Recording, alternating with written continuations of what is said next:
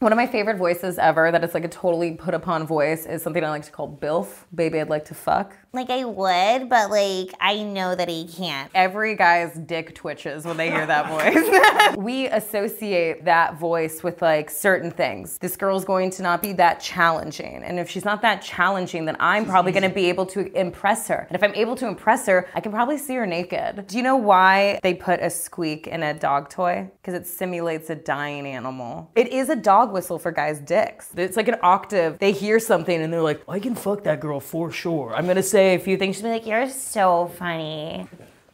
That's cool. that poor woman, a man has never made her come. Like ever. You know what I mean? Like ever. But it's like performative femininity. That's what it is. We all kind of do like versions of that. I will get in the back of an Uber and I'll be like, thank you so much.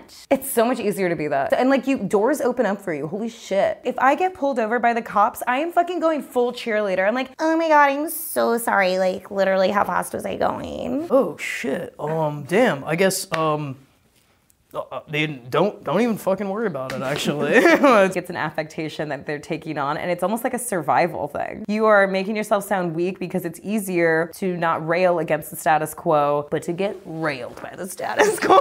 I feel like I'm really feminine, and I think some people are really like, you are. I wouldn't expect that. It's weird. I think that we attribute certain things to being masculine, and then when a woman does them, she's considered masculine, but then you're not actually looking at her personality and the way that she behaves. Comedy, for example, humor. Women historically have had like such a passive role in it. Even the way that we think about somebody being funny. If you said he's funny, it means that he's a funny guy. He likes to make jokes. He likes to make people laugh. When you say she's funny, the takeaway is usually like she likes to laugh. Women are usually this like kind of passive participant. They're not really the ones driving the vehicle of like comedy because that's inherently masculine. To be decisive, to be loud, to have like agency over one's like voice and space and all of that. Even DJing, like that's really masculine. The amount of like exhaustion that I have from consistently being tested about being a comedian or being a DJ or both of like, You're a comedian?